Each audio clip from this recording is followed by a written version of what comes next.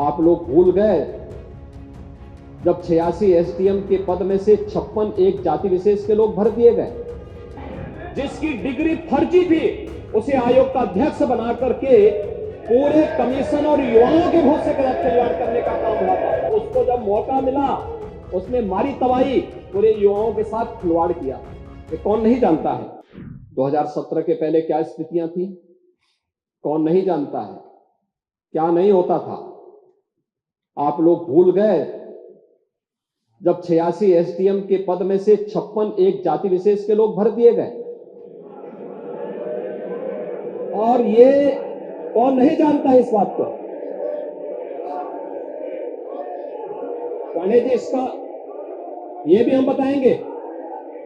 दूसरा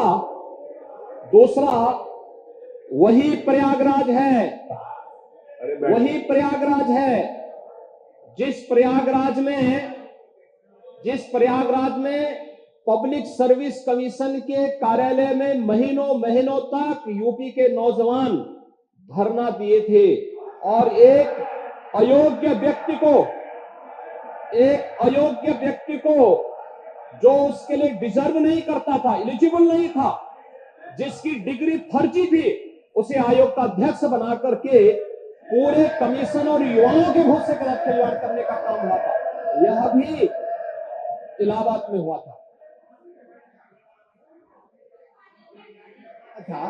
तो यहाँ माननीय अखिलेश जी ने कहा था, आंकड़ा भी दिया था कि वो 3 लोग भर्ती हुए थे ऐसे, और आपके सामने बात स्पष्ट। पांडे जी, मैं इस पे आ रहा हूं।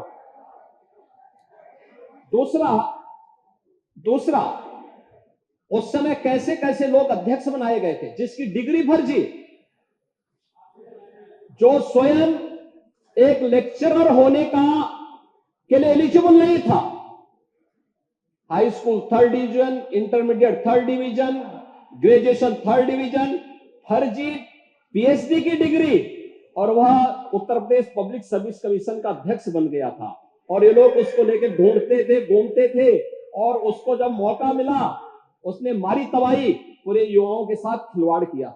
ये कौन नहीं जानता है? और यही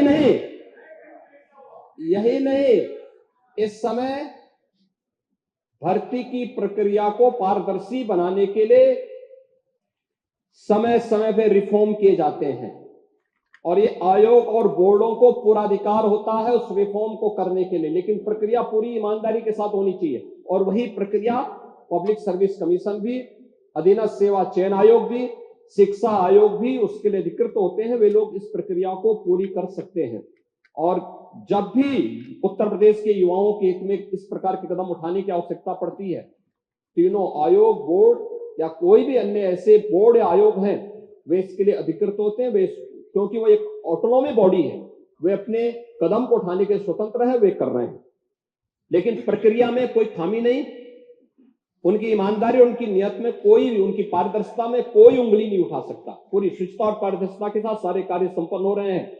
और इसीलिए इन युवाओं को नियुक्ति पत्र देने के लिए मैं और मेरे मंत्रिमंडल के मेरे सदस्यगण सभी लोग जाते हैं। माननीय जनप्रतिनिधियों से हम कहते हैं कि वे लोग भी जिले जिले में जाकर के नियुक्ति पत्र वितरण में अपना योगदान दें, और हर नौजवान इसके लिए खुश होता है कि साहब सिफारिश किए बगैर न केवल हमारी नियुक्ति हुई है, बल्कि हमें नियुक्ति पत्र भी प्राप्त हो रहा है।